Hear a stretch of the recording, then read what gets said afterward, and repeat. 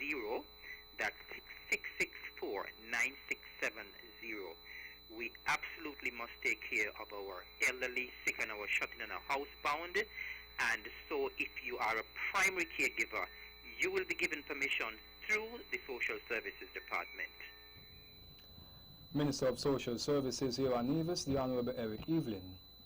In more national news, individuals will not, and I repeat, individuals will not be allowed to leave their homes except for the security forces and other security personnel, the healthcare officers, technical emergency officers of utilities, including telecoms and media personnel, will be allowed out of their residence when they are on duty.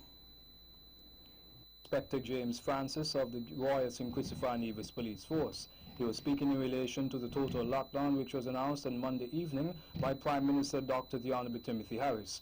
From 7 o'clock tonight to Friday, April 3rd at 6 a.m., a lockdown will be in place here in the Federation in light of the COVID-19 disease. If you have to use an ATM, please utilize an ATM machine in or closest to your area. If you have to buy groceries, you are being asked to do your shopping at establishments in your community or surrounding areas if possible. Remember, you will not be allowed to conduct any of these activities during the period of the lockdown. Do not travel to Charlestown or Bastille if you do not have to do so. In order to stop the spread of the virus, it is important that we prevent and limit direct human-to-human contact. Inspector James Francis of the Royal St. Christopher Nevis Police Force.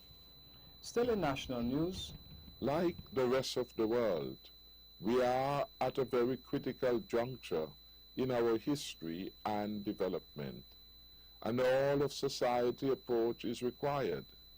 The Evangelical Association, the Christian Council, the Chamber of Industry and Commerce, and the Bankers and Financial Services Association have all been constructive partners so far.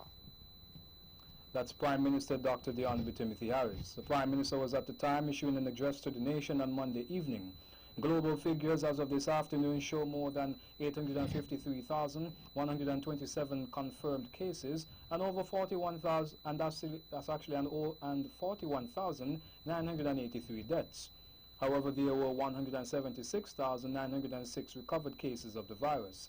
St. Kitts and Nevis confirmed its 8th case of the virus on Monday 30th, 2020.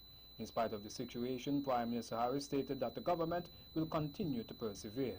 We may not always get it perfectly right, but we will endeavor to keep trying until we secure that safer, stronger, and healthier St. Kitts and Nevis. Prime Minister Dr. The Honorable Timothy Harris. In light of COVID-19 state of emergency, the Department of Agriculture will be open to sell only livestock feed on Monday and Thursday from 8 a.m. to 11 a.m. All other services have been suspended until further notice.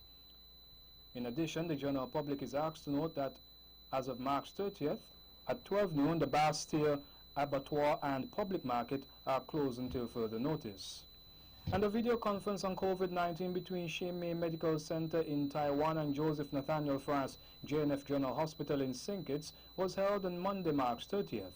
The 5-party video conference was organized by the Ministry of Foreign Affairs of the Republic of China, Taiwan, for the purpose of sharing COVID-19 prevention measures with Taiwan's 4 Caribbean diplomatic allies, including St. Kitts and Nevis, St. Lucia, St. Vincent and the Grenadines, and Belize. According to a release from the government, important topics in fighting against COVID-19 were discussed in the conference, ranging from protective measures and equipment for medical personnel, emergency intubation, to infection control measures. Additionally, the embassy will donate 10,000 masks to the government of St. Kitts and Nevis. In addition, the Taiwan Technical Mission in St. Kitts and Nevis has been taking measures in cooperation with the Ministry of Agriculture to enhance food security.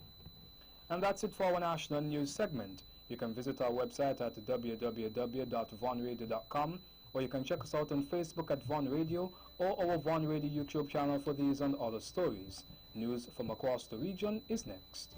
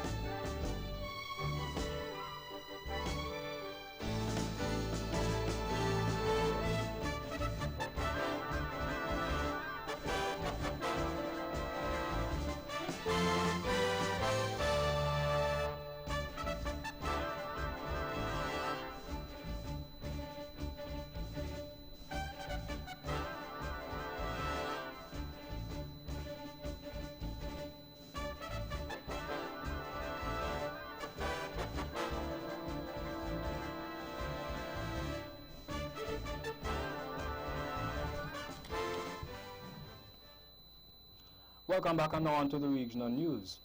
A second person who tested positive for the novel coronavirus COVID-19 in Guyana has died. The 38-year-old man passed away in the COVID intensive care unit at the Georgetown Public Hospital today. He tested positive for the virus last weekend and reportedly had underlying medical conditions. The first fatal COVID-19 case was that of a 52-year-old woman who had diabetes and hypertension. She had arrived from New York earlier this month. At a briefing today, Deputy Chief Medical Officer Dr. Karen Boyle said the number of confirmed cases now stands at 12 in the country, 10 of them in Region 4 and 1 each in Region 3 and Region 6. In the wider Caribbean, there are more than 1,600 confirmed cases. Dominican Republic with 901 cases, including 42 deaths. Cuba, 170 cases, including 4 deaths. Venezuela, 135, including 3 deaths. Trinidad and Tobago, 85 cases, including 3 deaths. Aruba with 50 cases. Jamaica with 36 cases, including 1 death. Barbados, 34 cases. U.S. Virgin Islands, 30 cases. Bermuda, 27. Haiti, 15. Bahamas, 14. Cayman Islands, 12, including 1 death. Guyana, now 12. Dominica, 11. Curacao, 9, including 1 death. Grenada, 9. St. Lucia, 9. Suriname, 8. Antigua and Barbuda, 7. St. Kitts and Nevis, 8. Montserrat, 5. Turks and Caicos Islands, 5 cases. Belize, 3 cases. British Virgin Islands, 3 cases. St. Martin, 3 cases. Anguilla, 2. And St. Vincent and the Grenadines, 1. Meanwhile, the British Virgin Islands confirmed its 3rd imported case of the coronavirus, and making the announcement on Monday, March 30th, Minister of Health Calvin Malone said the patient is a 26-year-old male who recently returned to the BVI from an unspecified country. In more news from the BVI, government is urging local businesses to establish what it described as a pandemic leave employment package to assist its workers while the territory continues to be affected by the coronavirus disease 2019 pandemic, according to BVInews.com. Minister of Labor Vincent Wheatley made the call during a recent session in the House of Assembly, where he said the pandemic leave should neither replace vacation or sick leave. He was quoted as saying, I would like employers to be reminded that it is a hope of this government that they adopt the standards established regarding leave during this time by adopting pandemic leave. More news from Guyana. High Court Judge Franklin Holder on Friday ruled that he will go ahead with hearing the case about the Guyana Elections Commission's GCOM decision to have a national recount of votes in the aftermath of the recent general election. In court on Friday afternoon, Mr. Holder ruled the court has jurisdiction to hear the matter, throwing out arguments by attorneys for the leader of the main opposition People's Progressive Party Civic PPPC list of candidates, Barrett Jagdeo, who argued that the court did not have jurisdiction. And that's it for our regional news segment. Stay with us for news around the world.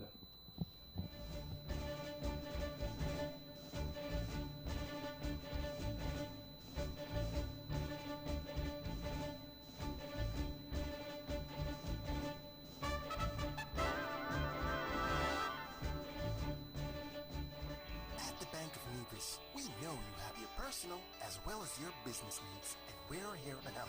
Our knowledgeable staff will work with you to help you achieve the financial success that you or your company needs in a competitive market. We offer solutions to make your banking experience easier, like our savings and checking accounts. Be sure to ask about our youth savers accounts and our Bank of Nevis Go Club. We offer a wide range of personal loans, including mortgage, land, student, auto, and consumer loans. Have access to your funds instantly with our Be Online internet banking and our debit and credit cards. We make international banking and investing easy. How's your business? Give it the leverage it really needs by letting the Bank of Nevis assist you with all the necessary funding for all your business expenses. It's that easy. What are you waiting for? The Bank of Nevis Limited, improving the quality of life. Like us on Facebook at www.facebook.com/The Bank of Nevis.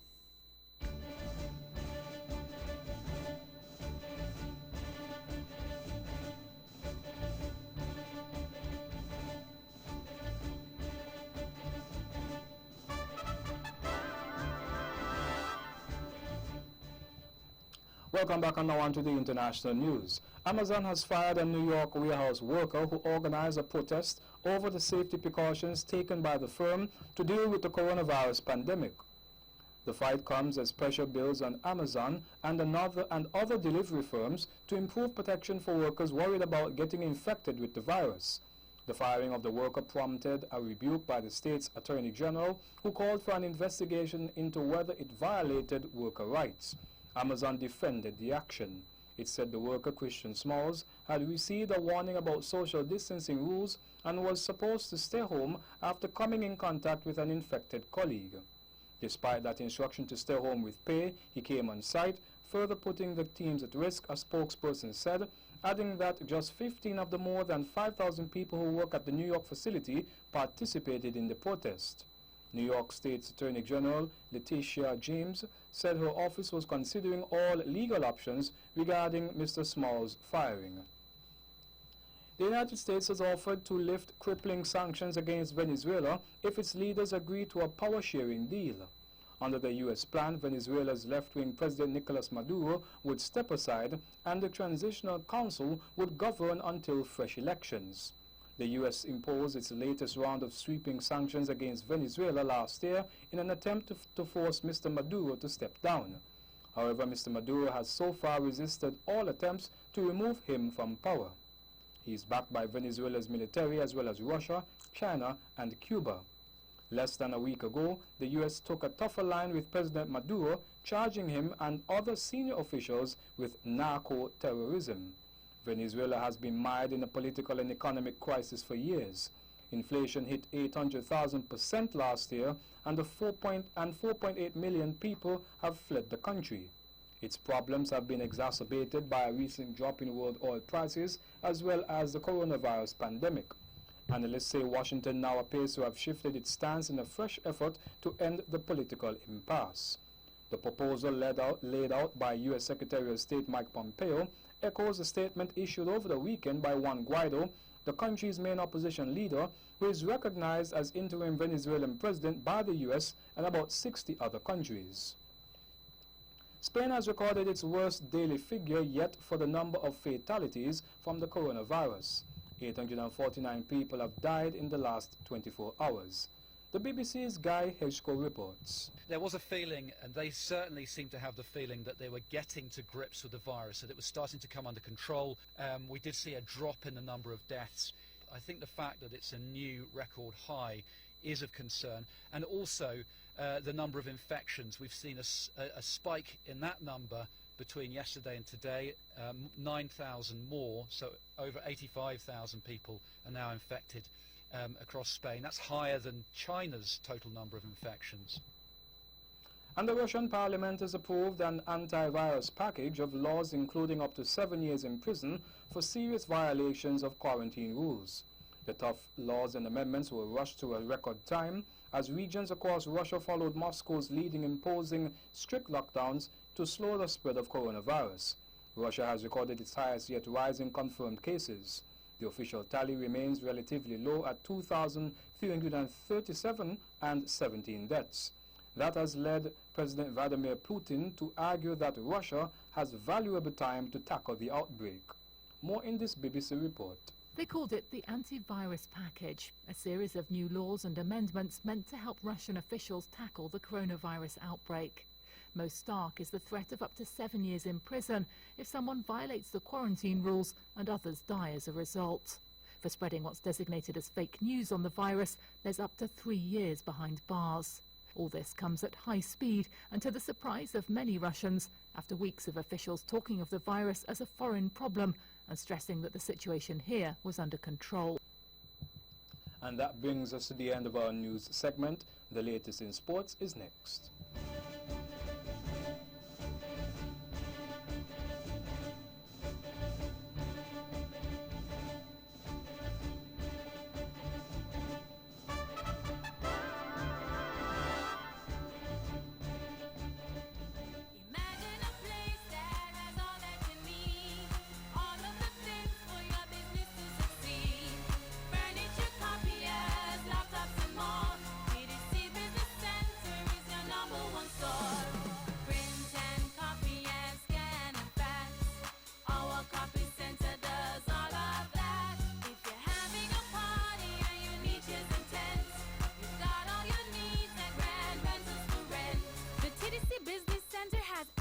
Your business needs. Superior copy and printing services, business equipment and furniture, and a wide array of renting materials for all occasions. TDC Business Center, providing solutions that work.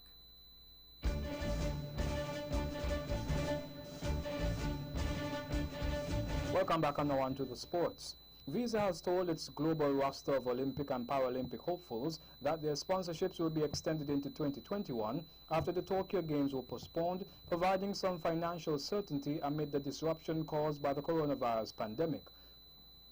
The credit card giant's Team Visa scheme features 96 athletes across 27 sports, including multiple world and Olympic champion Shelly-Ann Fraser-Pryce, women's football star Megan Rapinoe, gymnast Simone Biles, a quadruple gold medalist at the Rio de Janeiro Games, and two-time defending 800-meter champion David Rudisha. The athletes were contacted last Friday to be given the option of extending their sponsorship terms with Visa. It is the first clear commitment by a major sponsor to extend such sponsorship support after the unprecedented delay to the Olympics by a year was announced last week by the IOC.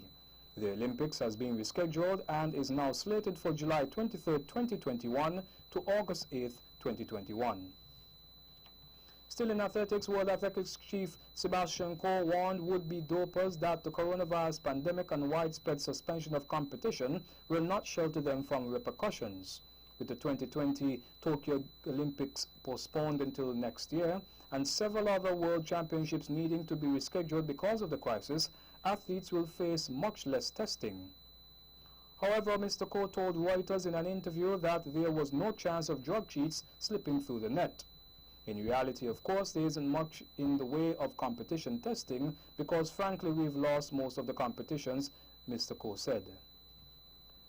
In cricket, former England captain Alistair Cook said he would prefer this year's county championship to be scrapped than play a dramatically shortened campaign. Professional cricket in England is on hold until at least May 28th because of the coronavirus pandemic. Cook said he would instead rather have 1 or 2 full tournaments, which could leave the 35-year-old Essex opener without any cricket in 2020. Still in sports, in football, Premier League and English Football League clubs are set to discuss a collective wage deferral agreement at a meeting with the Professional Football Association on Wednesday. The proposal is one option to help clubs facing financial struggles during the coronavirus crisis.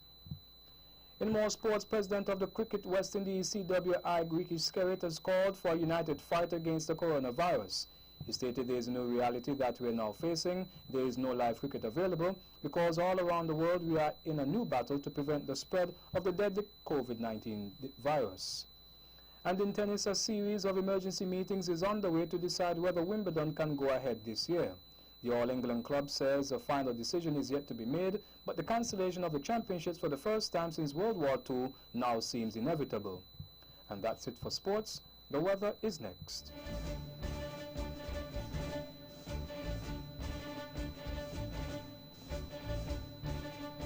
Welcome back. The weather tonight, mostly fair. The weather tomorrow, mostly sunny. The winds east-northeast tonight, shifting to the southeast tomorrow morning with speeds ranging from 11 to 22 kilometers per hour. The seas not exceeding 1.5 meters, and the sunrise tomorrow will be at 6:06 a.m. And that's how we wrap up the major news package for today, Tuesday, March 31st, 2020. Before we go, let's take a look at the headlines once again. Nationally, Prime Minister Harris announces total lockdown in St. Kitts and Nevis, and Ministry of Social Services here on Nevis assures elderly that provision is being made in spite of lockdown. Regionally, COVID-19 second death recorded in Guyana, more than 1,600 confirmed cases in the region. Internationally, Amazon workers strike over virus protection. And in sports, Visa extends athlete sponsorship to 2021 after Olympics delay. On behalf of the rest of the news team, I am Jarvis Brown wishing you a pleasant evening.